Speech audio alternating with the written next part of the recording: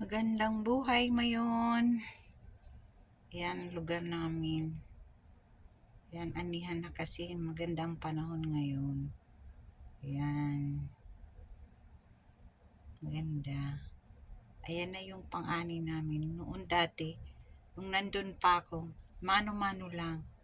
Ngayon ganyan na. Para sa akin, mas masaya pa rin yung mano-mano kasi marami siyang tao. Ngayon, di madaling-madali na lang kita mo, oh. Habang nag-aani pa siya, nagdadala na sa bahay ng mga naani. Hindi tulad noon, it takes like 3 days.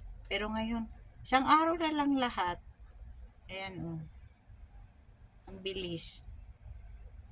Habang naggaganyan, diretso na, nakasako na siya. Hindi tulad ng dati, pero para sa akin, mas masaya yung dati. Yan, nakakamiss din ang buhay probinsya.